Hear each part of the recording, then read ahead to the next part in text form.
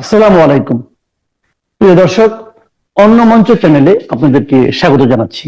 Iran আর আমেরিকার মধ্যে চলা মিটিংয়ের কিছু ভীষণ গুরুত্বপূর্ণ আপডেট এখন আমি আপনাদের দিতে চলেছি। একেবারে সরাসরি ইসলামাবাদ থেকে যে খবরগুলো উঠে আসছে আপনাদের সামনে তুলে ধরব। আজকের এই 12ই এপ্রিল দিনটা কিন্তু অত্যন্ত ঐতিহাসিক হতে চলেছে। আর এই মুহূর্তে পাকিস্তানে এক বিরাট চাঞ্চল্য দেখা যাচ্ছে। অনেকেই বলাবলি করছেন যে আজকের দিনটা নাকি ইতিমধ্যেই ইতিহাসের পাতায় লেখা হয়ে গেল।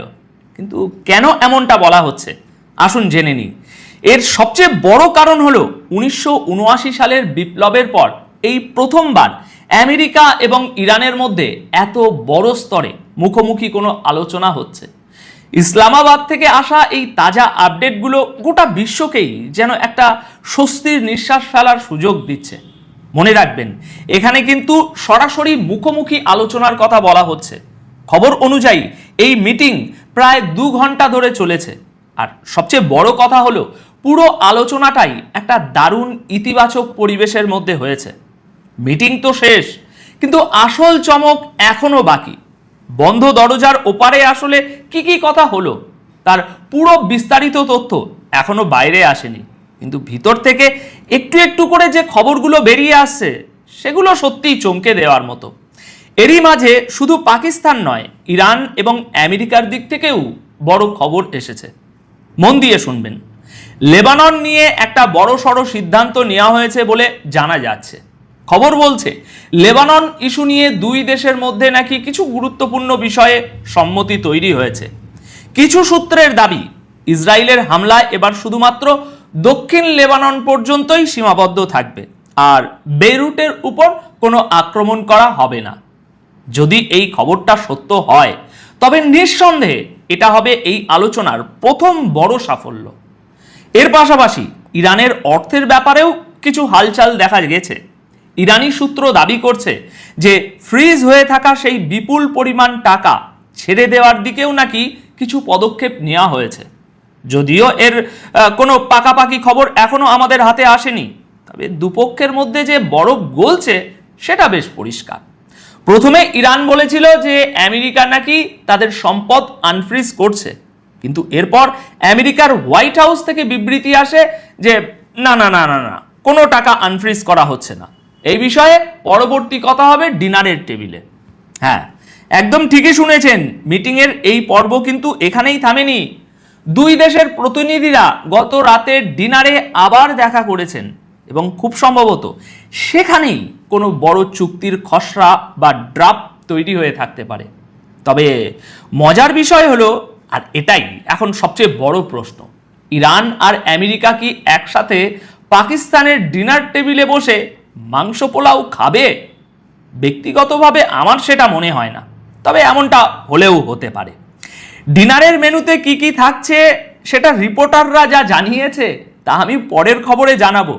তবে দর্শক, এই পুরো ব্যাপারটাই অত্যন্ত গোপনীয়তার সাথে বন্ধ দরজার ভিতরে চলছে, আর সেই কারণেই খবরগুলো খুব ধীরে ধীরে বাইরে আসছে।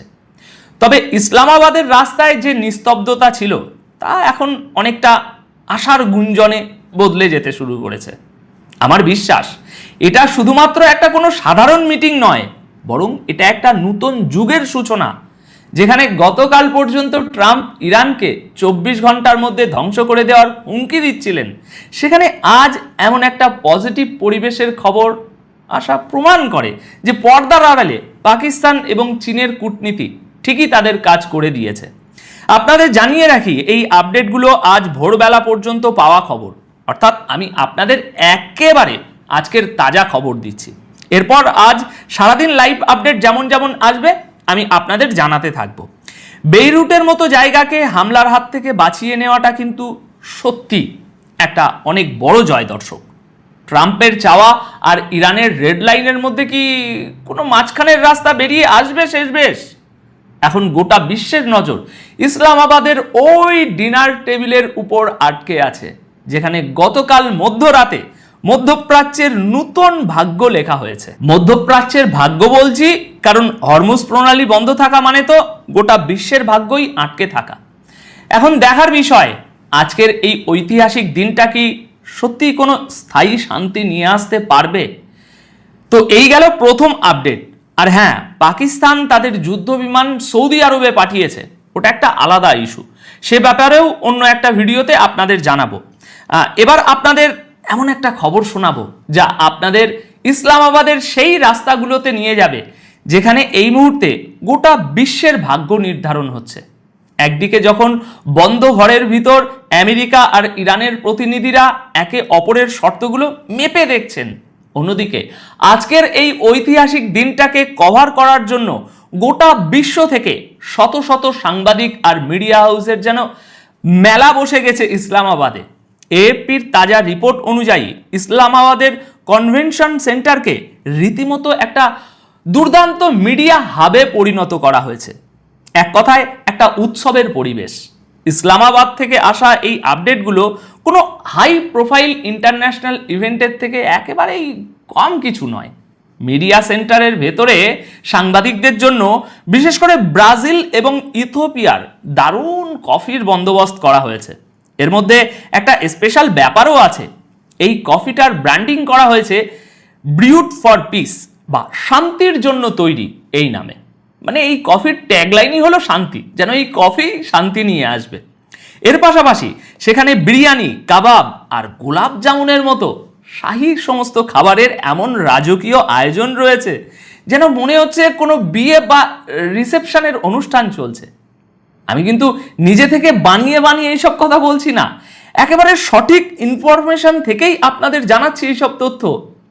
পাকিস্তানি আতিথেয়তার পুরো ঝলক কিন্তু এখানে দেখতে পাওয়া যাচ্ছে। আর মনে রাখবেন, এই মেনু কিন্তু সাংবাদিকদের জন্য। হলের বাইরে আবার লোকশিল্পীরা তাদের সুর তুলেছেন, পুরো পরিবেশটা যেন মিউজিকে মেতে আছে। তাহলে ভাবুন একবার, যারা একে অপরের দিকে মিসাইল আর বোমা ছুটতো, আজ তাদের জন্যই শান্তির মিউজিক বাজছে। তবে সেখানে উপস্থিত মিডিয়াওয়ালাদের অবস্থা বেশ খারাপ। তারা অধৈর্য হয়ে পড়ছেন এবং বোরিং ফিল করছেন, কারণ আসল কাজ তো সেখান থেকে ৮ কিলোমিটার দূরের সেই বন্ধ ঘরগুলোতে হচ্ছে, যেখানে কারো ঢোকার অনুমতি নেই। ইরান আর আমেরিকার প্রতিনিধিরা সেখানেই আছেন।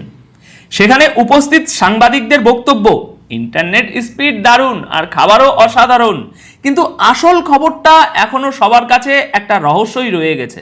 সবাই শুধু এই অপেক্ষায় প্রহর গুনছেন যে কখন ওই বন্ধ দরজা খুলবে আর এমন কোনো খবর আসবে যা গোটা বিশ্বকে একটা শান্তি দেবে। ইসলামাবাদে এই বিরিয়ানি আর কফির স্বাদ ততক্ষণ পর্যন্ত ফিকেই লাগবে যতক্ষণ না টেবিলে বসা আমেরিকা আর ইরানের প্রতিনিধিরা কোনো সঠিক সিদ্ধান্তে পৌঁছাচ্ছেন। সাংবাদিকদের এই বোর হওয়াটা আসলে একটা বড় ঝড়ের আগেকার সেই নীরবতা, যা যে কোনো মুহূর্তে একটা বিশাল ব্রেকিং নিউজে বদলে যেতে পারে। এখন এটাই দেখার যে শান্তির এই কফি কি সত্যি বহু বছরের পুরনো তিক্ততা শেষ করতে পারবে। আমরা নজর রাখছি এবং আপনাদের জানাতে থাকবো আজ সারাদিন। এবার আমি আপনাদের 2-3টে একেবারে ধামাকাদার আপডেট দেব, যার মধ্যে হুমকি আছে, চমক আছে, বড় বড় দাবি আছে, আর সেই দাবির পাল্টা জবাবও আছে। ইরান আর আমেরিকার মধ্যে চলা এই আলোচনার মাঝে স্টেট অফ হরমুজ নিয়ে এমন একটা খবর এসেছে যা এই উত্তেজনাকে একটা সম্পূর্ণ নতুন মোড়ে দাঁড় করিয়ে দিয়েছে। আমি আপনাদের পরপর 3টি আলাদা খবর জানাচ্ছি। হুমকি দেওয়ার ওস্তাদ ডোনাল্ড ট্রাম্প আবারও তার সোশ্যাল মিডিয়া প্ল্যাটফর্ম ট্রুথ সোশ্যালে আমাদের সময় অনুযায়ী গতকাল সন্ধ্যায় এমন একটা দাবি করেছেন যা গোটা বিশ্বের রীতিমতো আলোড়ন ফেলে দিয়েছে। মার্কিন প্রেসিডেন্টের বক্তব্য হলো, ইরান এখন শেষ শক্তি বলতে ইরানের শুধু তাদের সামুদ্রিক মাইনগুলো বেঁচে আছে, যেগুলো তারা হরমুজ প্রণালীর রাস্তায় বিছিয়ে রেখেছে। ট্রাম্প এক বিশাল ঘোষণা করে বলেছেন যে আমরা এবার হরমুজ প্রণালী পরিষ্কার করার কাজ শুরু করছি। আর আমেরিকা গোটা বিশ্বের দেশগুলোর উপর এটা একটা অনুগ্রহ হিসাবে কাজ করছে, যার মধ্যে চীন, জাপান, দক্ষিণ কোরিয়া, ফ্রান্স এবং জার্মানির মতো দেশও আছে। অর্থাৎ ট্রাম্প বোঝাতে চাইছেন যে চীন, জাপান, কোরিয়া, ফ্রান্স এবং জার্মানির মতো দেশগুলো নাকি আমেরিকার কাছে ঋণী হয়ে থাকলো, কারণ বারুদে ভরা মাইন পরিষ্কার করার কাজটা তারাই করছে। দেখুন, ট্রাম্প কিন্তু এখানেই থামেননি। তিনি এই দেশগুলোকে কটাক্ষ করে বলেছেন যে এই দেশগুলোর নাকি এত সাহস বা ক্ষমতাই নেই যে তারা নিজেরা এই কাজটা করতে পারে, আর সেই কারণেই আমেরিকাকে মাঠে নামতে হচ্ছে। অন্যদিকে এমন রিপোর্টও সামনে আসছে যে এই মাইনগুলো নিয়ে খোদ ইরানও নাকি এখন বেশ চিন্তায় পড়েছে। বলা হচ্ছে ইরান নাকি হরমুজ প্রণালীর জলে এমন এলোমেলোভাবে মাইন বিছিয়েছিল যে এখন তারা নিজেরাই সেগুলোকে খুঁজে পাচ্ছে না। জলের তোড়ে এই মাইনগুলো নাকি নিজেদের জায়গা থেকে সরে গেছে, যার ফলে সমুদ্রের এই রাস্তায় এখন খোদ ইরানের জন্য একটা বড় মাথা ব্যথা হয়ে দাঁড়িয়েছে এই রাস্তা। আল জাজিরার রিপোর্টেও কিন্তু এই কথার উল্লেখ রয়েছে। রিপোর্ট বলছে যে ইরান এখন নিজেরাই নাকি এই মাইনগুলোর সমাধান খুঁজে পাচ্ছে না। তবে এমনও হতে পারে যে ইরান হয়তো ইচ্ছে করেই এমনটা বলছে, হয়তো তাদের কাছে এর সমাধান ঠিকই আছে, কিন্তু গোটা বিশ্বকে বিভ্রান্ত করার জন্য বলছে যে আমরা নিজেরাই এগুলো খুঁজে পাচ্ছি না, তাই এই রাস্তায় কেউ ভুলেও পারাবেন না, আগে বাড়াবেন না। কিন্তু সবচেয়ে বড় প্রশ্ন হলো, যুদ্ধবিরতির এই আলোচনার মাঝে সমুদ্রের ভিতর আমেরিকার এমন পরিষ্কার অভিযান কি ইরানকে রাগিয়ে তুলবে না? অবশ্যই তুলবে। আমেরিকা যদি ইরানের অনুমতি ছাড়া হরমুজ প্রণালীর ওই এলাকায় তাদের জাহাজ ঢোকায়, যে এলাকাকে ইরান নিজেদের বলে মনে করে, তাহলে এটা একদম স্পষ্ট যে পরিস্থিতি আরও খারাপ হবে এবং টেনশন আরও বাড়বে। তো দর্শক, আপাতত এই ছিল আপনাদের জন্য একদম লেটেস্ট আর ধামাকাদার কিছু ব্রেকিং নিউজ। তবে খবর কিন্তু এখানেই শেষ নয়। আজ সারাদিন ধরে আন্তর্জাতিক মিডিয়াতে যেমন যেমন নতুন খবর ব্রেক হতে থাকবে, আমি ঠিক সেইভাবেই একের পর এক তাজা আপডেট আপনাদের সামনে নিয়ে হাজির হব।